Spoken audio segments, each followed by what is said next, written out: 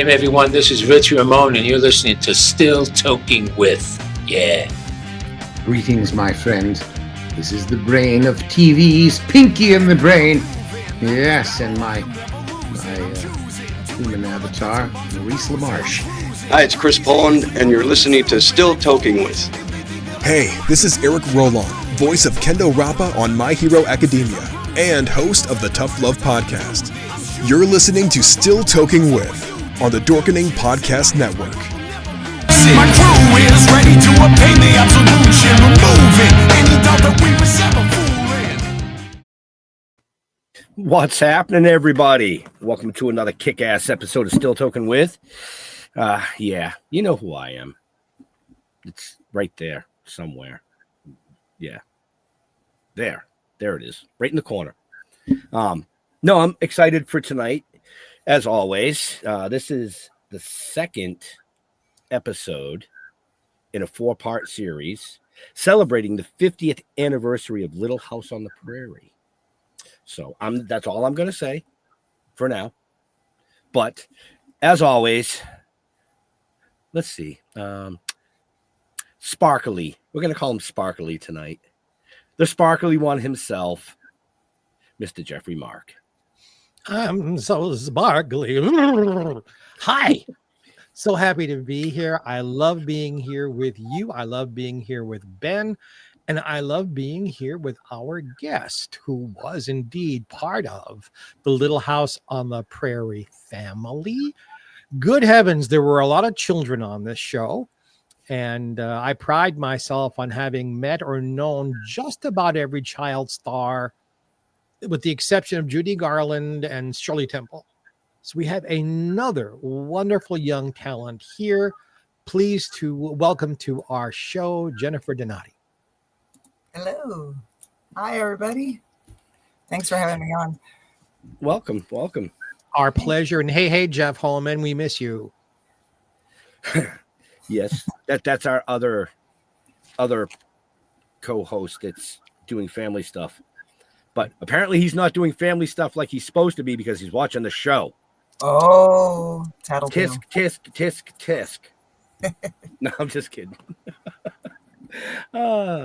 So welcome to the Nut House, as we call it. So Jennifer, you're so young to be celebrating the 50th anniversary of anything. Right. You're right. Thank you. I am not old enough to be celebrating 50 years of anything. I came in towards the very end. I started in season 8. So that would have been in 82. Yep. So I'm actually, I just turned 44. Wow, you are a youngin'. Golly. So obviously, because you came in as a literal baby. 7 weeks old. Yeah, it weren't your idea. No. So how did mom hook this up for you?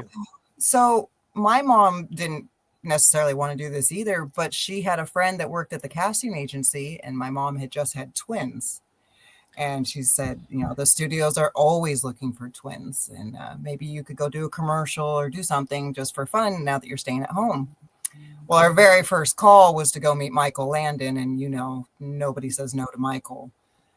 So there we go. We were off to the races. Were you at any, because you were on for 2 seasons, is that correct? Yeah, about halfway through season 8 and then season 9. Were you conscious of what you were doing, or you were just there and stuff was happening around you? I was just there. That's the real me, just trying to figure out what the heck everybody else was doing. I always had a very vague, far away look and just watching everybody. I think I was very blown away by what was going on. What were we doing? I was going to say, at 7 weeks old, they're like bobbleheads, dude. And I wasn't on much in that first couple of months. I think there was a side profile every now and then. And I think a lot of the times they just had a doll. But our friends who are watching, the reason for all of this is that children under the age of 6 months or 8 months are only allowed to be under the lights 10 minutes at a time. Oh. And when you're shooting a scene, it could take 10 minutes just to get someone to stand on their mark. So they had to have twins and dolls because by law, it's not good for babies' eyes to have those very heavy lights in their eyes for more than that period of time. Right. In case you're wondering why we're saying all this. Sorry. But it was you and your sister. It was me and my sister, Sarah. She actually passed away when we were kids, so she doesn't get to do this. Ooh, sorry. Well, I am sorry too. Well, it was now 30 some odd years now since she's been gone. So it's been a whole nother lifetime ago. You know, we Ben and Jeff and I do research before we talk with people, just so we can talk intelligently. And all three of us, in doing research, there's like nothing available about your sister, like just nothing. So we were like, should we bring her up? Is it a painful thing? Is there a story that shouldn't be told? We didn't know. No, for me, it doesn't bother me. But unfortunately, when I'm talking to people, I can already see where the conversation's going to go. And I see the cliff that everybody's about to go off of. So I do try to bring it up as quickly as I can and move past it. Yeah, because it doesn't, I mean, yes, it would be nice for her to be here. There's moments where it gets me, like the very first 50th anniversary in Simi Valley, looking across the room and seeing all the twins together. And then I was the only one that didn't have my twin. But for the most part, everything, like I said, it's another life. How old were you when this happened? We were 9. So old enough to really imprint. Yes. But not old enough to have shared a whole lot of life. Right. Mostly fighting. Mostly arguing and fighting. Do you have other siblings? I have 2 other little sisters, yes. Yes. Was it different having a twin as opposed to the other 2, or is it just sisters? It was just like sisters, except for I do remember my mom would always do the tag along thing. So if one of us was going to a party, we both had to go. Not the other ones, but the 2 of us had to go everywhere together. But other than that, I think we all fought the same. My other sisters are much younger, so there wasn't a lot of fighting with them. They're 5 and 7 years younger. So, yeah, they were the babies. They were doing their own thing. Right. People, when I talk with folks, I've, for some reason, I've known a lot of twins in my life. And people lump twins like it's all this, you all have this psychic connection and you all feel with it. Well, some of them do, and a lot of them don't. Right. Everybody's experience as a twin seems to be individual. Right. I wouldn't say that we had that so much. We were fraternal, so we were not identical twins. I don't know if that plays some part in it. We were actually very opposite of each other. She was very outgoing. I was very quiet. But I also was hyperactive, if that makes sense. And she was not. Right. So I don't know. I was busy until you noticed me. then I stopped. Where she loved the attention. She would do things just to get the attention. I've always wondered when girl twins aren't identical, why they're called fraternal instead of sororitical. I don't know. That's a good question. We want to know these things. Sure, a guy came up with it. Ben is just shaking his head. Jeffrey, Mark, you're out of your mind. All right. Well, I knew you were out of your mind. But you're laughing, so you're as guilty as I am. That is true. That is true. We do want to bring up, because we're early in the episode in the interview here, the 50th anniversary reunion, the last one of the year, Simi Valley, December 12th through 14th.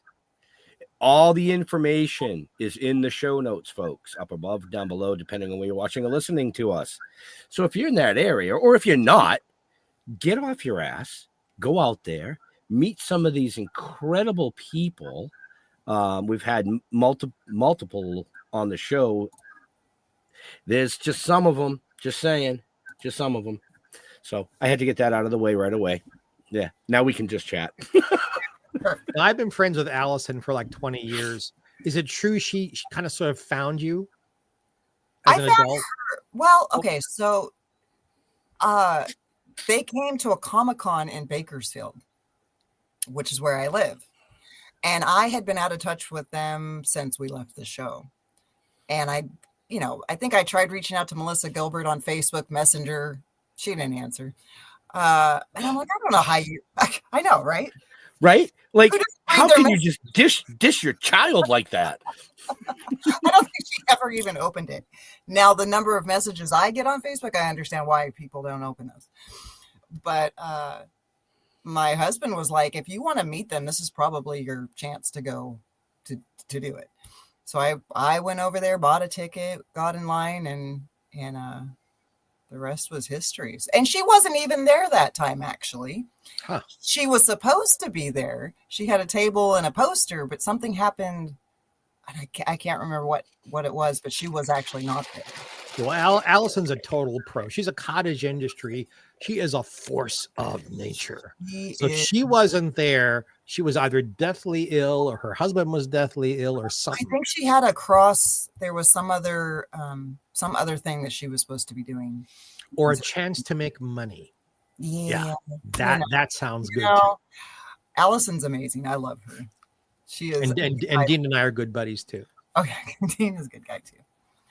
He was the first one I actually went up to and talked to. Now, what kind of response did you get when you walked up and talked to them? Were they like, oh my God? Or they were like, huh? They were like, huh? Because once me and Dean got past our intro, which was interesting because he heard one thing, I said something completely different. But because he's a man and I walked up and said, I was your baby, he heard you. He thought I was coming up and telling him that he was my father, my real father. So he had an absolute heart attack. Yeah, I could have worded that better when I walked up. But I can just see his face. Oh, just all the blood left his face. And he finally figured out what was going on. The whole story is in my book, if you ever get a hold of that. We'll talk about that in a minute. Oh. Mm-hmm. But once we got past all of that, Dean's like, I've met baby Rose, the twins, and you're not her. And he had forgotten, most of the cast had forgotten that there was two sets of twins. That was my next question. So yeah, he's looking at me like, who is this crazy lady that's, but of course I had my work permits and all the everything from being on the show. And he found out that, yeah, indeed, there was two sets of twins. The casting director did a great job, though, because as babies, we looked very, very similar. Mm-hmm. So can you imagine how long the hours were on the Little House set? They needed two sets, so they needed 4 babies to have enough time to film everything. Well, on the TV show, there was just me and my sister. When they canceled the show, that's when my mom finally said, okay, we're done. And they came back and said they wanted to do the movies to wrap it up. And my mom said, we're not coming back. So that's where the other set of twins came. They did the last TV movie. You heard it here, folks, because there's conflicting information out there. Oh my gosh, tell me about it. So now you're hearing the truth from the pretty girl's mouth. So, and she's Italian, so she's telling you the truth. By marriage. Well, not going to say it. Not going to say it. Yes, I am. By injection. But, hey.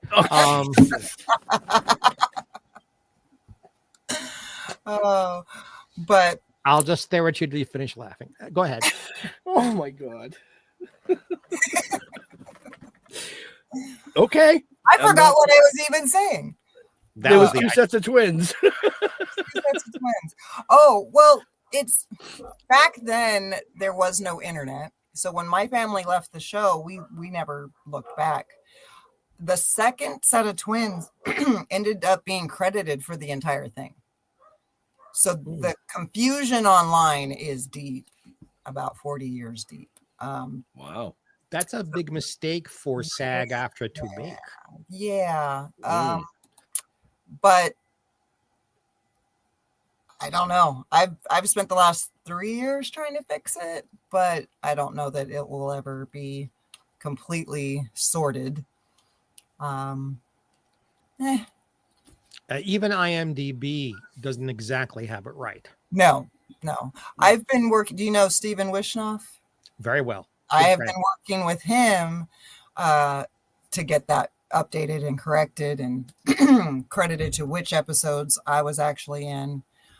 And Steve, if you're watching, we love you. Continue to get better, please, because we love you.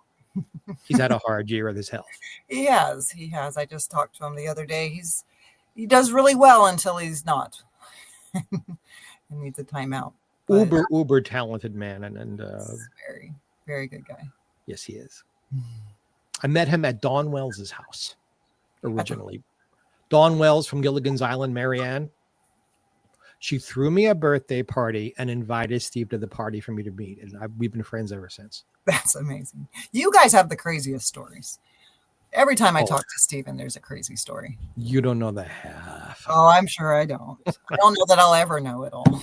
And that will be in Mr. Mark's memoirs, which is coming out next year. Oh, good. Nice. But we're here to talk about you, not about me. You have your memoir, More Than Just The Prarie. It was released, I believe, last year. Was it last year or the year before? It was the Simi Valley's 50th. I feel like we've been doing the 50th anniversary now for a couple of years. Probably. So what was your motivation? What you're writing a book is a big deal. It's not an easy thing to do. Most people facing your own history is, what was your motivation? My motivation was when I started doing these fan events and these long lines of people asking me the same question, one right after the other. And me and my sisters often joked that one of us needs to write a book because we've had such a crazy life. But who was going to read it? So we never did it. Well, now I had an audience and somebody who might read it. And I decided I would answer all these questions that I'm constantly being asked. You know, what happened to Sarah? You know, what happened after, or how did we get on the show? And that was my motivation. And I have to say, it was the most enjoyable thing I've ever done. Wonderful. If I recommend to anybody, whether you get it published or not, write a book, write your story, go through and dig deep and dive into that, because the healing that comes from that, the insight that you never really got before, you'll come out of it completely different on the other side. I agree. I have ghost written the memoirs of several people. Oh, my name is not on the book, but there's one person I didn't do any writing. There was a wonderful woman named Nanette Fabray, who was a big Broadway star and TV star. She went to all the trouble of writing a book only for her family, so that her children and grandchildren and great-grandchildren would know her true history. Yes, that's awesome. And it never got published. She didn't let anyone outside the family read it, but she said what you just said. So cathartic and healing for her. Yes. So I'm glad to hear it was that for you. Yes. I'll have to have you ghostwrite my memoirs then. I charge a lot of money, but go ahead. That's okay. I know. We'll work something out. And that's as far as that discussion is going. Oh, boy. I'm sorry. I'm feeling frisky tonight. Please forgive me. I've had perhaps just a little too much caffeine in my system. Great. And a B12 shot. So I'm just. Oh, you're. Yes. Did you ever, along the way, like consider, gee whiz, what would performing be like if I actually had words to say and could interact with a director like Michael? You know, more as a later adult, In high school, I was terrified that I'd be put in drama class and put in front of the whole school to do something, and did not want anything to do with it. But as I've gotten older and kind of reached that I really don't care so much what other people think, you know, that age where you Oh yeah, that's come wonderful. over the hill and you're just like, oh, what the heck was I so stressed out about? Right.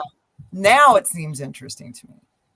If there was ever something to do, there's actually something me and Pam are going to do on stage together for the Strathern event. Oh, good.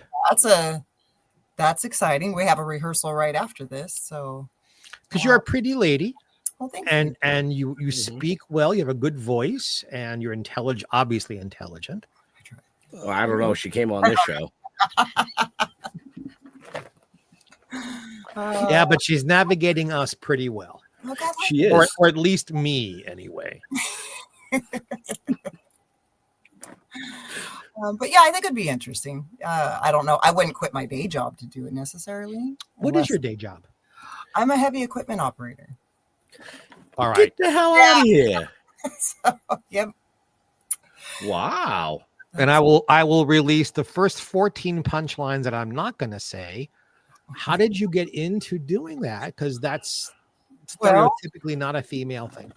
I've always been outdoorsy, but I got tired of my husband making more on unemployment than I did working a full 2 weeks in an office. So it wasn't necessarily manual labor, at least not 100% of the time. And I'm like, well, why can't I do, like, I could learn how to run a machine. So I went and I took the test and I got approved and I passed and accepted. And that was about 9 years ago, eight or 9 years ago now. So. Wow.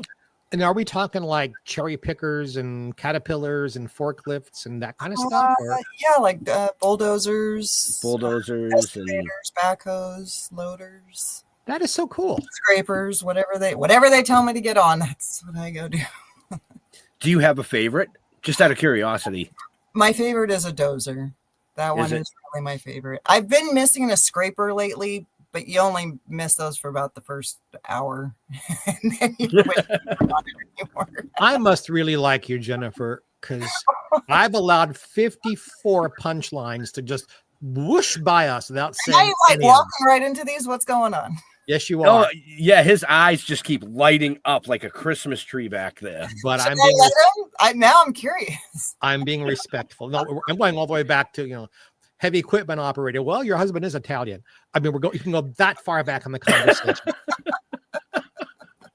Jesus. I see. Maybe I won't let him. Since we have given credit to your husband's Italian background, what is yours?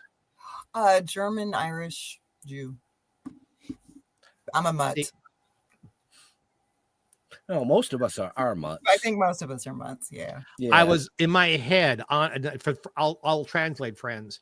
I was looking at you. Go, oh, Shayna Madel, a pretty girl, Yiddish. It's like she looks Jewish to me. I do have it. No. The nose. Well, sometimes it could be No. the Italian too. The Italians have a nose. That's true. There's no Italian. My daughter's Italian, but How is she? would hope How old so. is she? she is 15. Did she inherit your good looks? I think she's pretty. I think she's pretty. Does she ever think about the business at all?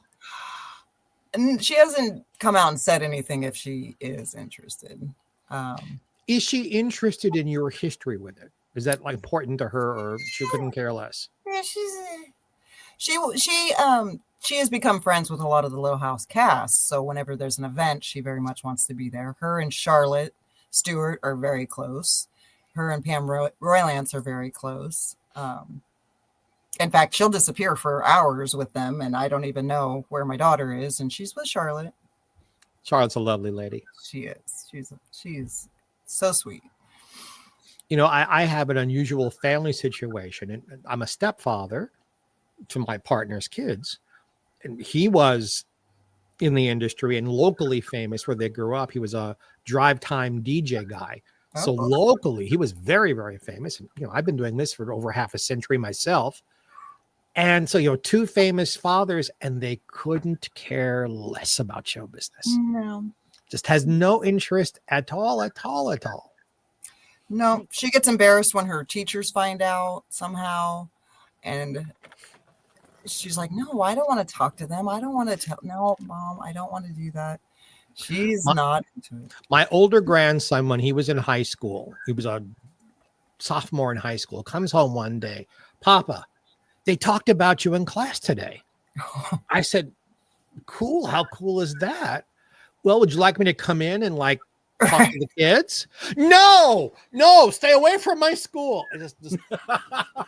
That's a typical response. Yeah, absolutely horrified. Yeah, I didn't take it personally.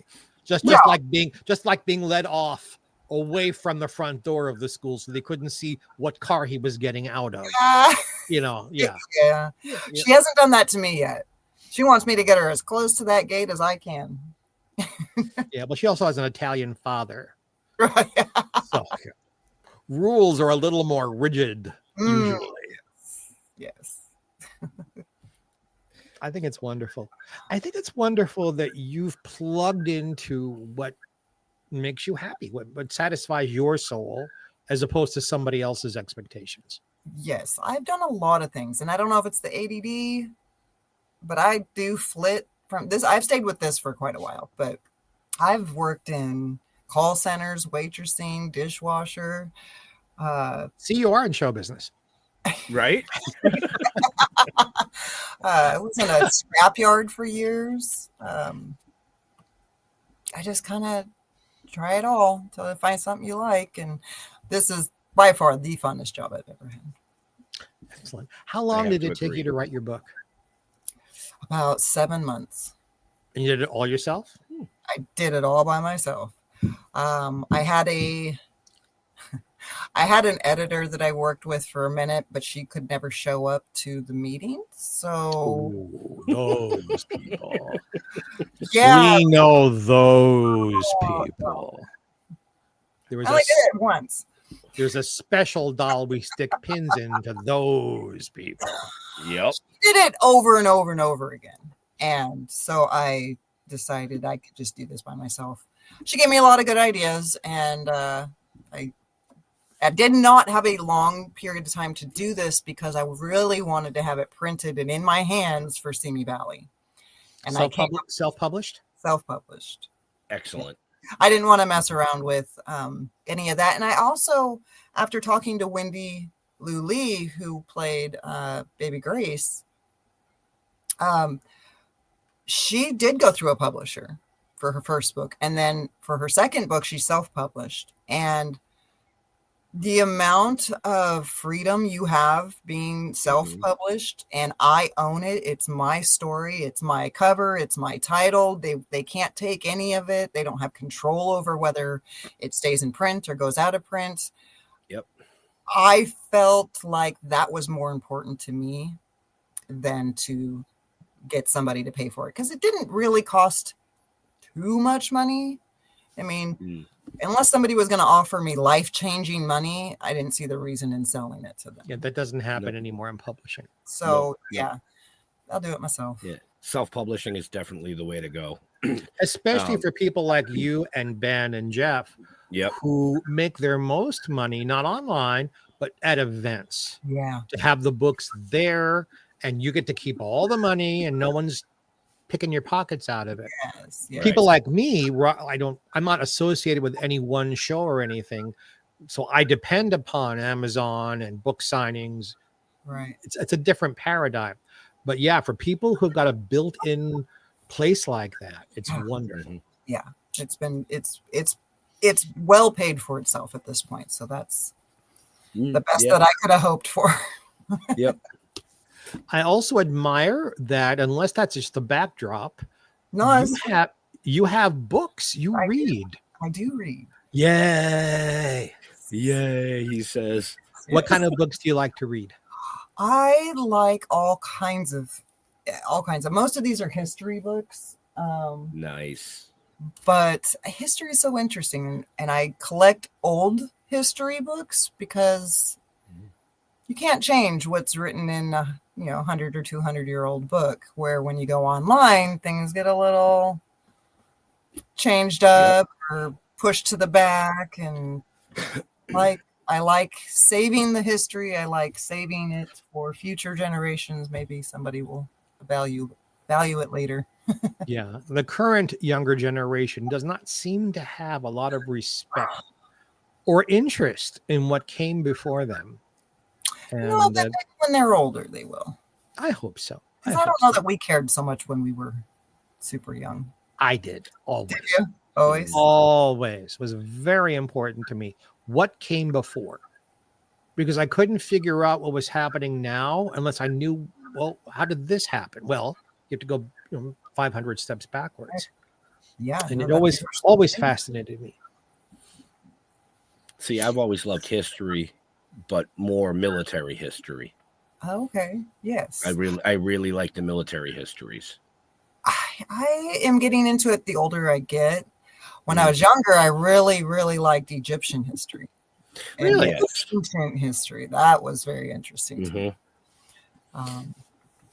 Look, 'cause so much of our culture, the world culture, is built on that. Mm-hmm. Whether you're talking about Egypt or Israel or Iran or Iraq or name any Middle Eastern country, who we are, it starts there. Right. No matter what our backgrounds are. Yeah. Yep. So that's what I like to do. Well, I'm proud of you. Oh, thank you. Again, younger people don't read. My daughter doesn't either. I can't. I try to push books in her face and she doesn't want them. Yeah. So I have 2 3-year-old granddaughters, and they love to be read to. Uh-huh. I just hope it stays with them. Well, if you're reading to them, it should. It should. Yeah. He's a very good no-no. But then again, they like to go to the events and meet the famous people too, but they have no clue. That's me at most of these events. I am like living under a rock. I don't know who anybody is. I could be standing next to one of the most famous people in history and I wouldn't even know it. Yep. Talking to Steven, half the time I'm like, I have no idea who you're talking about. And I stand next to famous people and I have to think, did I have sex with them? Oh, jeez.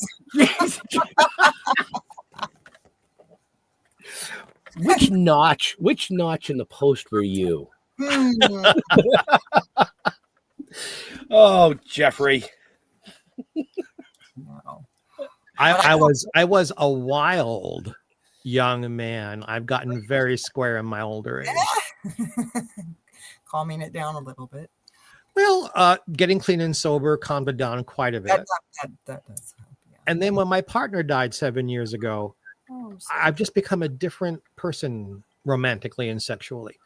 Unless it's something substantive, I'm not interested. Right. Playtime was nice when I was 19 or 17 or whatever, but now, no. Something changes the older we get. Well, hopefully we get wiser. Do you feel, because you're just hitting middle age, do you feel wiser now? A bit. I wish I had been this focused when I was younger. Yeah, that's just for all of us. We can't go backwards and fix it. Yeah, ever since I started doing this stuff with the little house, for the first year or so, we were going like once a month, every 2 weeks. I was in a new city, a new state, and I was like, I have wasted so much of my life doing nothing. And so now I try to make sure that I'm doing something every single day. That there's break days, but like I'm in the garden, I'm traveling to see friends, I'm going places and seeing things and just living, experiencing this life while we're here, because it's one day I may not be able to do anything that I want to do. True. So, I agree with you. I've been working since I'm 15, steadily. oh wow. Actor, singer, writer, comedian, all kinds of stuff. Podcast host. And I work every day. There's no day off. There's no, but the people in my life are very important to me. Yes. Because those are the memory. I mean, yes, I can think about my Emmy Award over my shoulder. Which way is it? There it is over there, or Grammy, or the big show business. Right. But what stays, like, what do I think about as I'm drifting off to sleep? The people. So I make sure I make time for the people. Right. Mm-hmm. The fans, the friends, and the family. Well, I don't have any family anymore, but. Oh. Excuse me? I meant blood family. I humbly apologize, Brother Ben. I will fly to Palm Springs and bury my foot right up your ass. Look, if you're going to negotiate.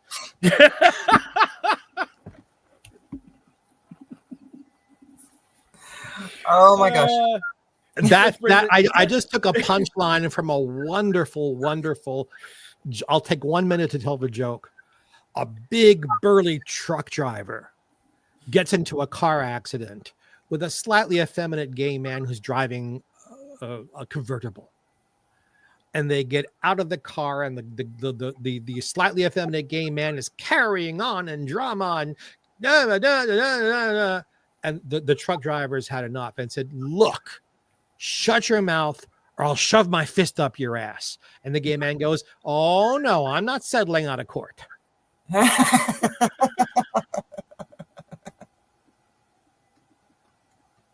And we just lost Ben entirely out of frame. Oh my gosh. Oh, Jeffrey. What does that have to do with Little House on the Prairie? He was talking about. I'm just saying, Little House on the Prairie was known for its morals. I could have sworn before we got started, you told Jennifer, this is just like friends sitting in the backyard. It is. Well, it is. This is me talking in the backyard. Christ. Help us. Oh, I like this show though. I like this. Well, thank you. We love having you. I like it. You know, well, the way we look at it is, if somebody really wants to know those questions that people walk up and ask, they can go back and watch 400 other episodes where you've been interviewed answering that same question over and over. There are some, that way, yes. So we want to know other stuff. Like, you like to drive bulldozers. I mean, like, that is so fucking cool. You know what I mean? And you like history. I mean, these are different things that a lot of fans wouldn't normally find out, because they want to know, well, how did you get cast? Right. Well, did you connect with all these people after the fact? How many times did you get dropped on set? Things like that. It's just, yeah. I'm going to try to not be offended by that one. I had to. I couldn't resist. And he makes fun of me. No, folks, she never got dropped. It was always the doll.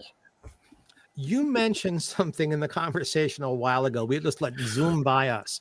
You're going to be performing at this function? Yes. Allison. Are you allowed to talk about it, or is it a secret? I don't really know. You don't know what you're doing, or you don't know if it's a secret? Well, I don't know if it's a secret. I have but to if talk folks come to this thing, they're going to see you performing in some fashion. Yes. Cool. Allison's having they called it a variety show, but I think they're trying to come up with a better name for it. But basically, Little House on the Vaudeville. There you go. You may use that. Okay. Got it. Or Little Vaudeville on the Prairie. Maybe that's better. I don't know. Hey, that might work. Steven. Steven's doing all the signage, I think, for this. So if he is watching. No, I'm crazy about Steven. He's just a wonderful, talented man. And just personally, he's just a lovely human being. Yes.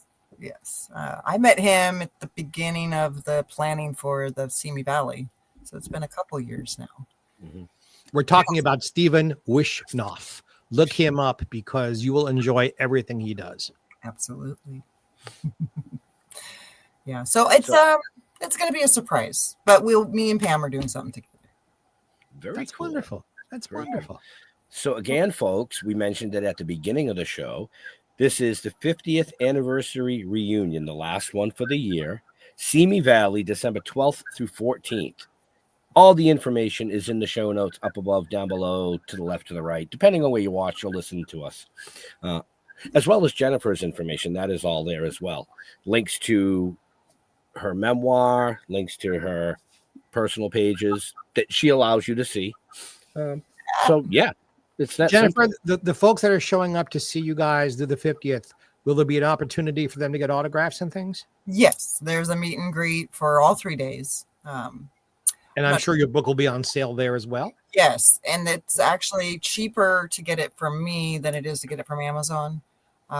Even if you go to my Square account, it is cheaper, and the shipping's always included. So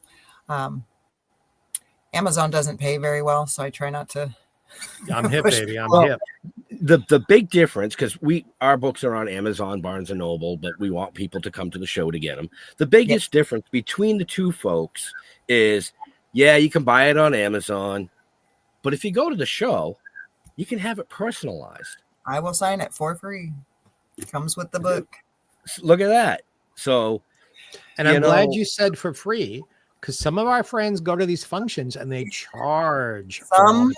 So normally, I know the other people who've written books. I don't know about Dean or Allison, but like me and Wendy, if you've bought our books from Amazon, we'll sign it for you if you bring it. But so other people might charge for it. I think they're trying to streamline it. There are people who charge to have an autograph taken with them. Yes. I mean, like $100, Mario Lopez, who know. Rip off their fans, you know? I cannot imagine anybody paying that much for my autograph. No. So, no.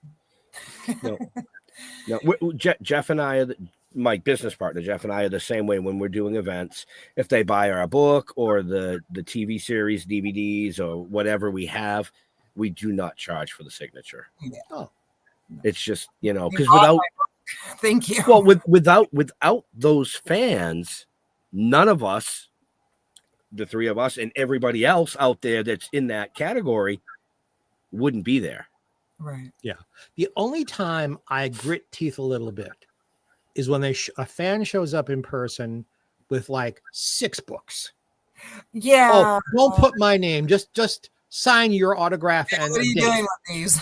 And then tomorrow they're going to be on eBay for $175. Have you ever thought about selling your own stuff on eBay?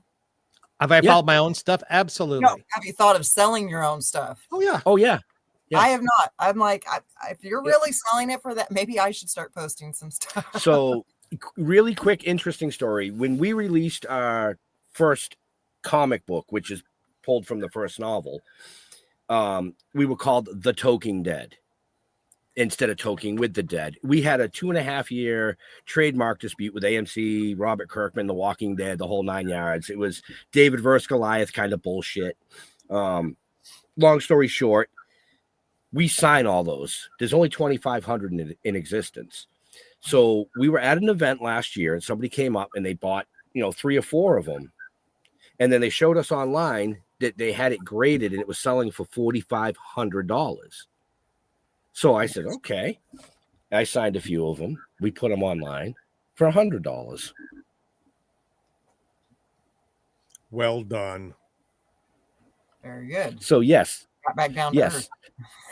Yeah, it's like, come on now. But yeah, you're right. Selling your own stuff on eBay, things like that. I mean, people will pay a little more for it, especially like some of our viewers are from overseas.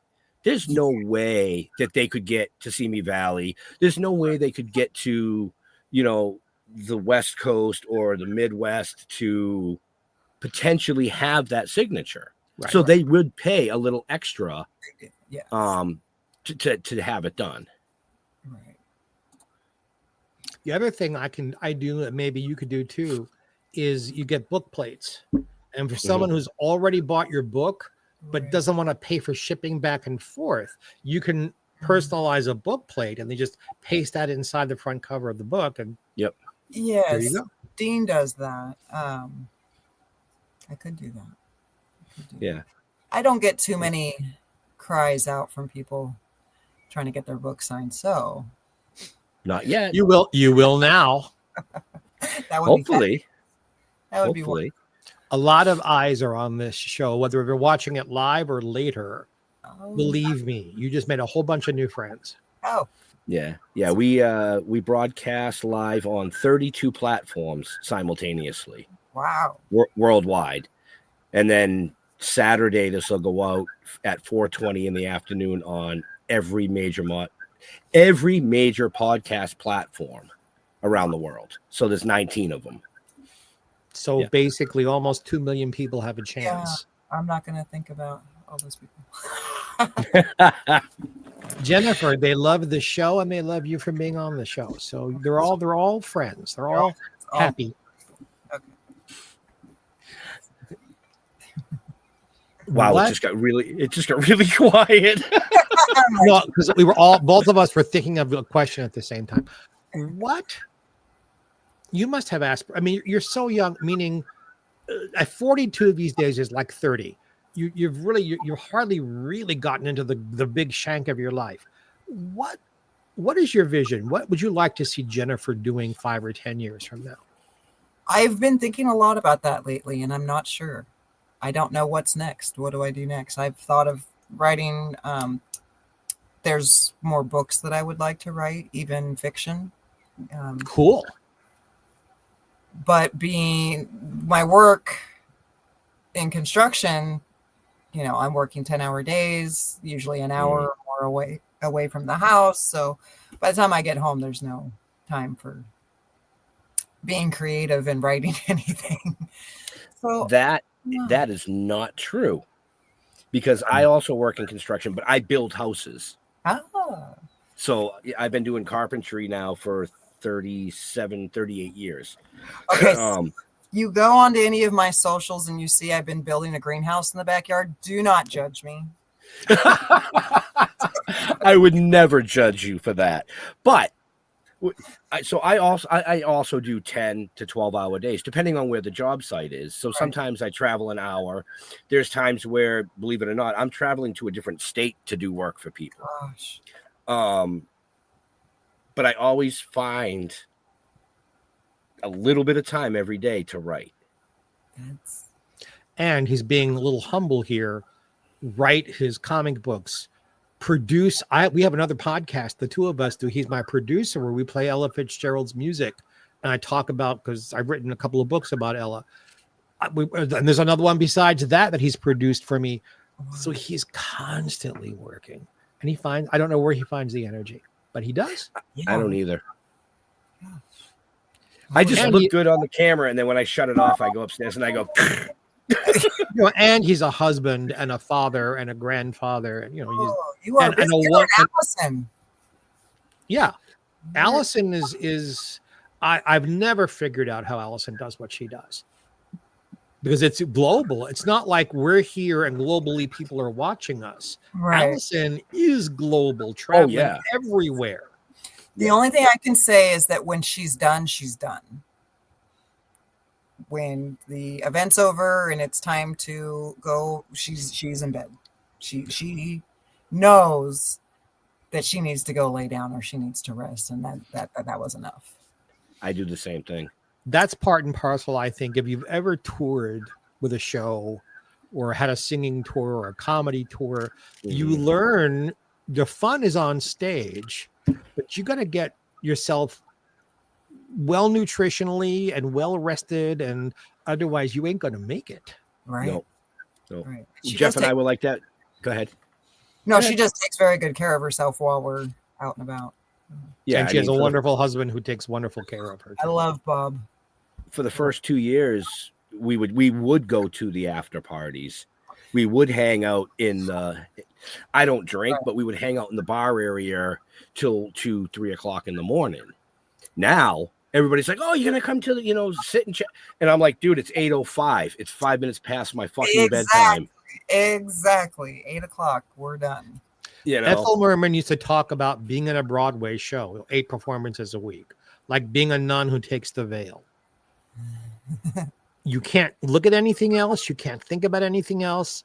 You sleep all day, you get up in time to have a nutritious meal, you warm up your voice, you're in the theater, you give everything, you eat something, and you get back into bed and do it tomorrow. And the next day after that, it's 2 shows. So there's no wildness. You can't do that and last. No. When I first started doing this with them, I would want to stay up, and we were we talk so much, this group. My husband has come and is just like, I don't even know how you guys understand what anybody's saying. Like, everybody's interrupting each other. Everybody's changing the story. And we will go for hours this way. We have to force ourselves now to just be like, I'm going to bed, and we will continue in the morning. What does your husband do for a living? He's also a heavy equipment operator. So he kind of helped you get into this, or you helped him get into it? He gave me the idea. So I still had to go take the test.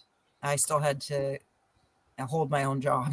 I still had to learn how to do everything. So he gave me the idea, but there was no backdoor sneak me in kind of thing. So I did it by myself. Congratulations. You should be very proud of yourself. Yeah. I am. My dad is proud of me. That was yay. That got his attention. Yeah. You don't see many females doing heavy equipment. Not too many. I mean, certainly not as many as the men. But I have there's probably about 10 of us running around. And it's always fun when we get on the same job. I've been on jobs where we were the whole crew. It was all women. Those were fun. And those were the jobs that were done right. I was still an apprentice back then, so who knows? I'm sure I was just getting brownie points. That's all I was doing. There you go. My friends who are close to my age, when we talk about women, there's almost always an agreement. Now, we're not talking physically, but the agreement is women are stronger than men. Well, yeah. Honestly, yeah. And physically, there are some men that I am stronger than. Yeah, I know. There's still a lot that I am not. But I think, like, for me being an operator, they told me in the beginning, they're like, women do make really good operators and in a lot of the trades, because we have to prove something. Not so much prove it, but we're under more scrutiny. They already think that we can't do it. So we're going to pay more attention. We're going to try harder. We're going to show up more. An 18-year-old kid shows up and he's just like, I don't really care. Like, I'll just go get it. Where the women are a little bit more concerned about getting it right so that you can't hold anything against us. We're going to do it the right way. And many, many, many women do that and go home and cook and clean and raise children and go to PTA meetings and where traditionally men went to work, they came home and they were done. I often joke, I need a wife. I need a wife to stay at home and cook and do all these things for me when I get home. Do you enjoy domestic things or not really? I do. I don't like when there's little mess makers coming behind me undoing everything I've done. That really takes the motivation out of it. Besides your husband and your daughter, are there other mess makers in your house? We have 4 dogs and 2 cats. The cats are pretty clean. They don't make much of a, they want to get fed, but that's about it. Mm-hmm. But the dogs are constantly tracking mud in, and there's hair everywhere. And one of them, they act like they're street dogs and starving, but they will dig into the trash can. If you don't put that lid back on, they have drug everything out of that trash can all over the dining room, looking for scraps of something. Mm-hmm. So between the 3 of us, someone almost daily doesn't leave that lid on. So you're picking up all the trash and you're sweeping and you're mopping and it's exhausting. I'll bet. Yeah. Wait till you have grandkids. Well, with my husband, there are 11 grandchildren.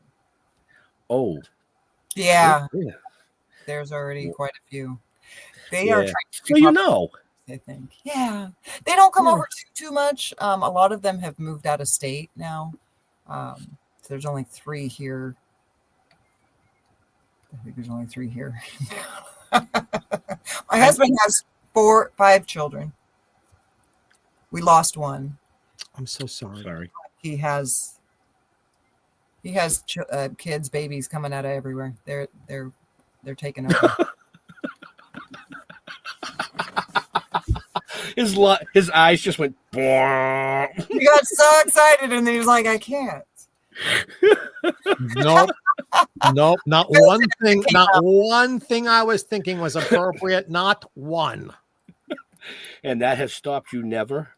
Oh, how old is your husband? He is 51. Still very young to have. I'm going to be in so much trouble because I wasn't going to say that. Just young to have so many grandchildren. There are a lot of people who are 50 who don't have any yet. Yeah, well, he started young, and all of his kids were about a year and a half, not much more than a year apart, and they're all grown now. So I think he just told me his oldest one is 31. How did this happen? She can't be 31. Well, how's this happen? In school, usually in 8th grade, they start to teach you how those things happen. Yeah. How we get so old? How did everybody get so old all of a sudden? We fell asleep and woke up. Jennifer, this July, I became a great grandfather. Oh, congratulations! How did that happen?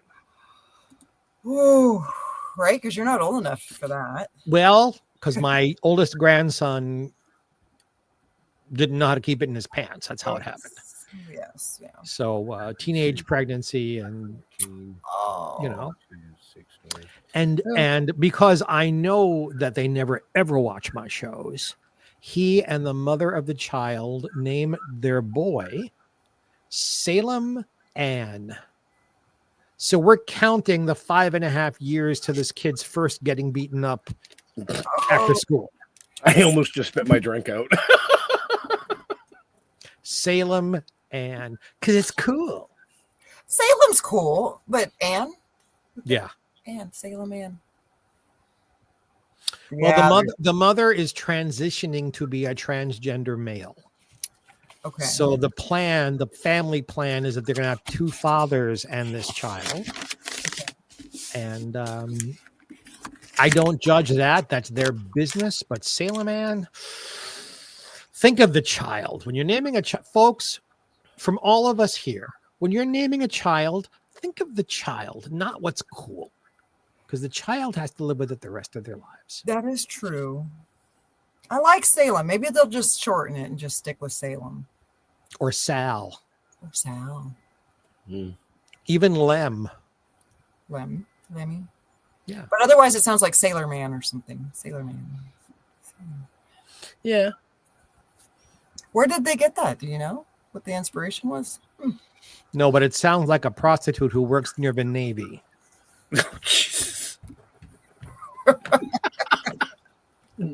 No, not gonna say it. Oh, not gonna say it. Not gonna say it.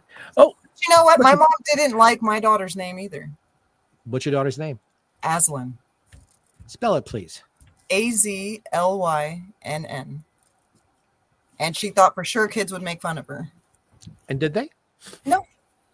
Cool. No. But this was also the time when everybody was Jaden and Aiden and all the funny names started coming out. And so we couldn't give her a plain name. They did a wonderful sketch years ago on Saturday Night Live. And the guy who was the host of In Living Color was the host that week. And he's a like at a school playground. And he's telling kids what to do. Chlamydia, get off of the bars, and just all these names that no one should be called to make fun of the current fad of using names like that. Yeah. You have to be careful. That was the reaction my mom. I could have named her that. And that was the way my mom was responding to it. She was just like, we were all very traditional names: Jennifer, Emily, Sarah, Abigail. What's Aslan? Right. I like it. I like it too. I think it's a pretty name. Yeah. Her father wanted her to have a princess, a name that sounded like a princess. He's very Disney, so he wanted to make sure. Want to call her Mulan? I mean, right?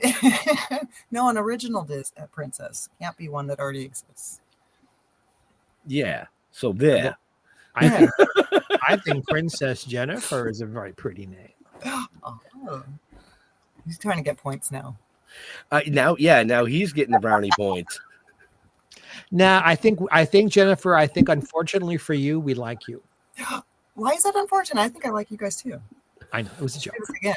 The liking part wasn't the joke. The unfortunate part was the joke. Oh. So just, we think you're swell. Oh, I like you guys too. Swell? Swell. Yes. She's fabulous. You said that. Marvelous. I did not. Anything I do not swell. use sibilant S's. Swell.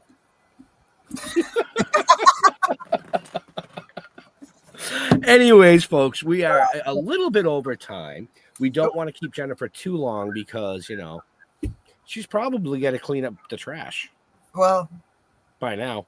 We'll go see. Shout outs to Nikki Daly and Keegan Kimball. Thanks for being with us. I brought them up on the screen already. I'm just saying. Thinking. What about Jeff Holman? He was. I already said hello to Jeff. I didn't say you did anything wrong. I'm just being nice. I'm just saying. So, anyways, with that being said, Mr. Mark, any last questions for our amazing guest? I honestly don't have a question, but I'm telling you, Jennifer, your persona, how you look, how you speak, is so pleasant. Thank you. That if you decided you wanted to work, I would encourage you. In our business. I like trying new stuff, and that's something I have not done. So I think it would be interesting to. And it has been a pleasure having you with us on Still Toking With. I mean, I have to agree with what Jeffrey Mark said. I would never in a million years have guessed that you just love driving the dozer. Never in a million years. Have you seen those things? Doesn't it look? Doesn't it? I want to rent one just so I can push something over because it just looks like it's so much fun. Everything, all of it is very fun. Very, very fun. I don't generally ask a last question because Jeff Holman's here and he'll ask a question. But I'm going to ask you something. We know you like history. We know, we've learned a little bit more than normal tonight. But is there something that you really geek out about? What, that nobody would know? Well, some people know. I am a huge Star Trek fan. Ooh. I love it. That is for all the fans of Little House who say that they are obsessed with the show, they watch it all the time, they grew up with it. That's Star Trek. Which series? All of them. Enterprise is not, but The Next Generation, Voyager, Deep Space Nine, even the new stuff, the Strange New Worlds. Yeah. I'm a big fan of. They're doing a really good job with that one. What about TOS? I have jumped back to that a little bit, which is really fun because you start to see all the reference, all the material, like things that just, I thought they just came up with that for this. No, they were throwing it back to the original series. So that I am a big Trekkie fan. If you like have you seen the fan ones on YouTube, like Star Trek Continues? Some of them, yes.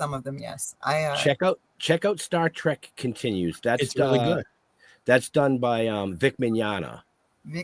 Who's Vic Mignogna is a very famous voice actor from Dragon Ball Z and multiple other things. He played Broly on Dragon Ball Z. But him and Gigi Edgley from Farscape, She's in it. Yes, I have you met her? She's lovely. Oh, yes, yeah, I- yeah. I have to go say hi. We actually toured. We toured with Vic and Gigi and quite a few other people for about a year and a half. Oh, really? That was another Yeah. show. I was just floored when they canceled it. The Farscape. I loved that. I Farscape, thought that yeah. was such a cool show. And it was, Right. So there you go, folks. She's a Trekkie. I am. She's a Trekkie. No, she's a trekker. Trekker. Respect. Trekker. I don't know what's the difference. The people Yeah. involved with Star Trek decided that Trekkies sounded like it was a put down. So those who just live for the show are trekkers. Trekkers. I will answer to both. Take out the E out of you. Now you're a trucker. Just And, saying. and if you involve your mother, You're a mother trucker.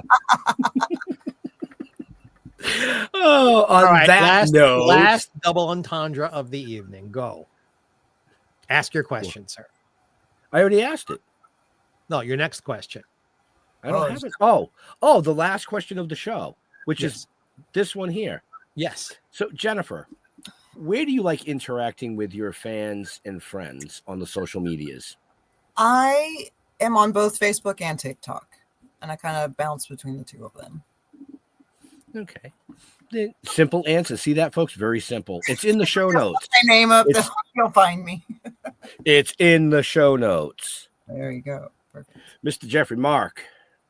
Facebook, Jeffrey Mark, spelled as it is underneath me over here. If you're only listening, it's GeoffReymark. Same name, Showbiz, all one word on Instagram, LinkedIn at Jeffrey Mark. You'll find me, just like she said, Google me. You'll find me everywhere. He And likes it when you Google him. I do. And hey, we do have other shows. So if you like me and you like Ben produces a show called Jeffrey Mark Plays Ella, GPE, where every week, released on Sunday mornings, Sunday mornings, yes, or Saturday mornings? Sunday mornings, in time for brunch. I play Ella Fitzgerald's music on a theme and give you insider stories. I've written 2 books about her. I worked with her at the end of her career, helping her choose her music for her concerts. You'll have a great time. We have a special 5-episode arc. GBE presents Jeffrey Mark Plays Merman. So it's Ethel Merman's Broadway stuff, all the same jazz.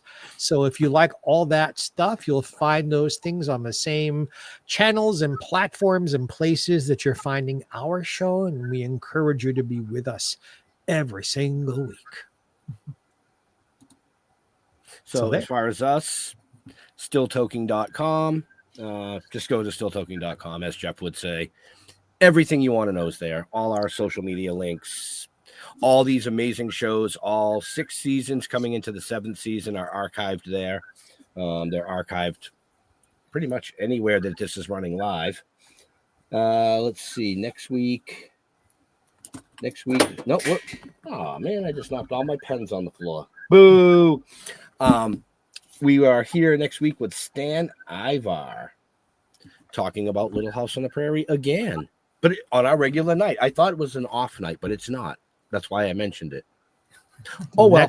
Next Wednesday at 7 Eastern, 4 Pacific. Yeah. So want to thank Jennifer for taking time out of bulldozing shit down to hang out with us tonight and talk Little House. Remember, folks, December 12th through the 14th, Simi Valley, the 50th anniversary of Little House on the Prairie cast. Be there or be square. Go out, have some fun, meet the cast, and all that fun jazz. But in all seriousness, we want to thank all our veterans and first responders for doing what you do, so people like us can come up here and do what we do. Stay safe. We'll see you next week. We're out. God bless and have a happy.